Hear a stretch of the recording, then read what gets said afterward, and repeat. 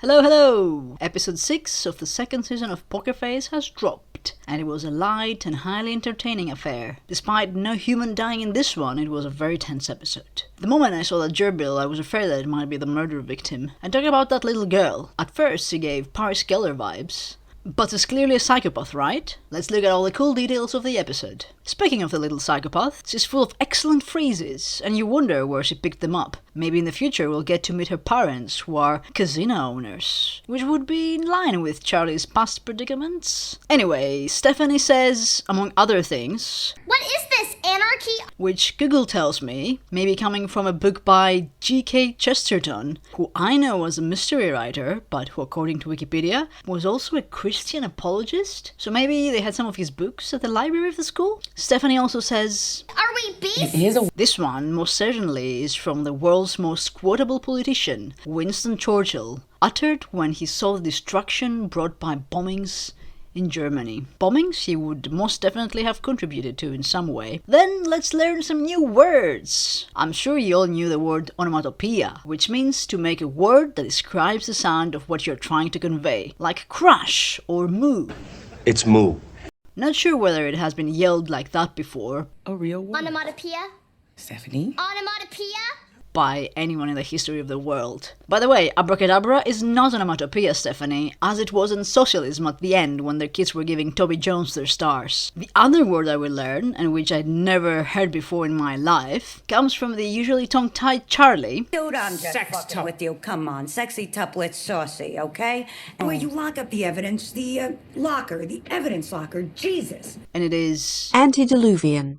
It means old, specifically so old that you belong to the era before the flood. The flood brings us nicely to something that you may not have noticed at the beginning of the episode, but by the end it was pretty clear. The little display where the gerbils live in the classroom is actually Noah's Ark, and it promotes one of Charlie's pop culture references for the episode. We're going to need a bigger boat. Which of course comes from the world's most quotable film, Jaws. Charlie also calls good buddy Bukowski, which is a reference to beat writer Charles Bukowski, which tracks with Charlie's reading preferences, as we remember from when he was discussing Hunter S. Thompson with that kid on the beach a couple of episodes ago. We get a couple of reunions too. First, Miss D, although we don't see her straight away, and get Peanut-style POV for all the adults at first. Miss D is played by Adrienne C. Moore, who was with Natasha Lyonne in Orange is the New Black as Cindy Hayes. She's the second actor we have seen on Poker Face that has escaped from the old prison show. The first one being Dasha Polanco, who played Charlie's bestie in the first episode. And it won't be the last time we will see another Orange is the New Black face based on the trailer. Taylor Schilling will be making an appearance. Let me know if I've missed anyone. I stopped watching after a couple of seasons because I found the American prison system too scary. The second reunion is also a second reunion from the old Natasha Lyonne film Slums of Beverly Hills, as we see David Krumholtz playing Elijah's father. He had played Leon's brother in that old film. We had also seen Leon's love interest from that film early in the season in the Last Luke's episode. We see that Elijah seems to be reading, as far as I can make out, a very eclectic book, the catalogue of the auction from 2023 of Ricky Jay's collection. Ricky Jay was a magician,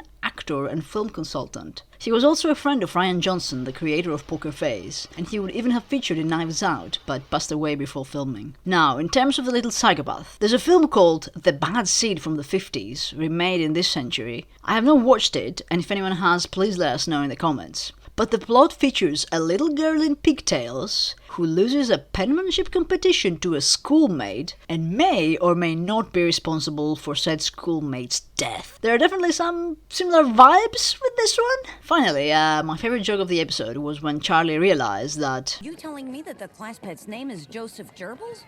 Which, yep, sounds like Joseph Goebbels, one of Adolf Hitler's closest associates. I think it's fitting that in an episode with children we get a reference to the "nah, don't make that joke." And that's it from me. If you enjoyed, please like and subscribe. And as always, thanks for watching.